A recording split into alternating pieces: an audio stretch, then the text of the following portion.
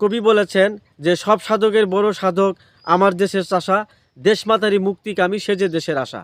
কৃষক চাষিরাই হচ্ছে দেশের মূল শক্তি, শেকড়ের শক্তি, প্রাণের শক্তি, আত্মার শক্তি। এই শক্তিকে আমাদের এগিয়ে নিয়ে যেতে হবে, এই শক্তিকে বিশ্বের সামনে তুলে ধরতে হবে। আমি এখন কথা বলবো গায়ের একজন কৃষক চাষির সাথে। বাবাজি কেমন আছেন? আলহামদুলিল্লাহ, আল্লাহ ভালো আছে। আচ্ছা, এই যে মানে গরু নাঙ্গল দিয়ে যে জমি চাষ করছেন, এতে আপনার কেমন লাগছে? ভালোই ভালোই লাগছে। ভালোই লাগছে। তো আপনি এই জমিতে কি ফসল তৈরি করবেন? শাকসবজি শাকসবজি তৈরি করবেন। তো এবার কি কি ফসল করছেন আপনারা? অনেকগুলো ফসল করছি, মরিচের টাল দিছি, ভুট্টা, আচ্ছা আচ্ছা, তারপরে শাকসবজি, বেগুনের টাল এগুলি দিছি। এগুলো আবাদ করে কি আপনাদের পুষে? পোষায় না, সব জিনিসের দাম বেশি, আচ্ছা তবুও করতে হয়। আচ্ছা আচ্ছা। তো আগে যে আবাদ করছেন আর এখন যে আবাদ করছেন, তাতে আগে আবাদ করে কি পুষিছে নাকি এখন এখন আবাদ করে পুষে? আগে তো কত কীটনাশক সার দেওয়ার লাগে নাই, হ্যাঁ। কিছু দেওয়ার লাগে নাই। হ্যাঁ এখন এগুলা না দিলে ফসলই হয় না। এর কারণে ওগুলো কিনতেই অনেকগুলো টাকা যায়, হ্যাঁ হ্যাঁ হ্যাঁ। পোষায় না তো। ও আচ্ছা আচ্ছা। এরপর আপনারা এই জমিতে ফসল তৈরি করছেন। আপনারা জানেন যে এই শ্রমজীবী মেহনতি মানুষরাই সভ্যতাকে নির্মাণ করে চলেছেন, সভ্যতাকে রূপায়ণ করে চলেছেন। তারাই হচ্ছে সভ্যতার স্রষ্টা এবং সভ্যতার নির্মাতা। তারা তাদের কাজের মধ্য দিয়ে নতুন নতুন ইতিহাসকে তৈরি করে চলেছেন, সৃষ্টি করে চলেছেন। এই শ্রমজীবী মেহনতি মানুষের হাত ধরেই এই পৃথিবীর সব কিছু আসছে। আর এই শ্রমজীবী মেহনতি মানুষের কাছে কিন্তু আমরা ঋণী আছি। কিভাবে আমরা ঋণী আছি? কারণ তারা মাঠে ঘাটে কাজ করছেন, আমাদের জন্য কাজ করছেন, দেশের জন্য কাজ করছেন। তারা ঝড় বৃষ্টিতে রোদে পুড়ে যে সোনার ফসল ফলান, সেই সোনার ফসল খেয়ে আমরা জীবন ধারণ করি, আমরা বেঁচে থাকি। তারাই মূলত দেশের সূর্য সন্তান, দেশের মূল মানুষ। এইসব মানুষরা বিভিন্নভাবে পিছিয়ে পড়ে আছে। আমাদের উচিত এইসব মানুষকে এগিয়ে নিয়ে যাওয়া।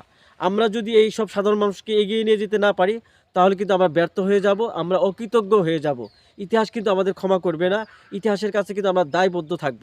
সুতরাং আমাদের উচিত এইসব পিছিয়ে পড়া জনগোষ্ঠীকে, এইসব দরিদ্র জনগোষ্ঠীকে এগিয়ে নিয়ে যাওয়া। আমরা এইসব মানুষদেরকে এগিয়ে নিয়ে যাব সামনের দিকে। আপনারা জানেন যে এই পৃথিবীতে সাধারণ মানুষরা এসে যা দিয়ে গেছেন, তা আপনার আমি কুট্টায় পড়া ভদ্র মানুষগুলা দিতে পারিনি। আমরা এখনও এই সব সাধারণ মানুষের কাছে ঋণী আছি। এই ঋণ কিন্তু আমাদের শোধ করতে হবে। আর আমরা যতদিন পর্যন্ত এই ঋণ শোধ করতে না পারবো, ততদিন পর্যন্ত কিন্তু আমাদের কোনো মুক্তি আসবে না, আমাদের কোনো স্ট্যান্ডার্ড মানের জীবন বা সভ্যতা তৈরি হবে না।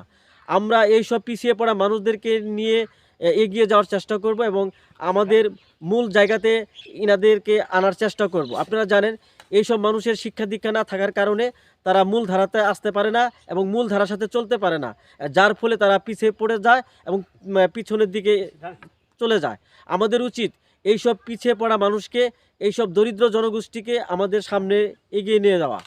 আমরা যতদিন পর্যন্ত এইসব মানুষের কথা না চিন্তা করবো, ততদিন পর্যন্ত কিন্তু আমাদের সভ্যতা সংস্কৃতির মুক্তি আসবে না। তাছাড়া আপনারা জানেন তো, কবি বলেছেন যে সব সাধকের বড় সাধক আমার দেশের চাষা, দেশমাতারই মুক্তিকামী সেজে দেশের আশা। কৃষক চাষিরাই হচ্ছে দেশের মূল শক্তি, শেকড়ের শক্তি, প্রাণের শক্তি, আত্মার শক্তি। এই শক্তিকে আমাদের কাজে লাগাতে হবে এবং এই শক্তিকে এগিয়ে নিয়ে যেতে হবে এবং এই শক্তিকে বিশ্বের সামনে তুলে ধরতে হবে এবং এস্টাবলিশ করতে হবে, বিল্ড আপ করতে হবে। আমাদের সভ্যতা সংস্কৃতি দাঁড়িয়ে আছে কৃষি ব্যবস্থার উপর।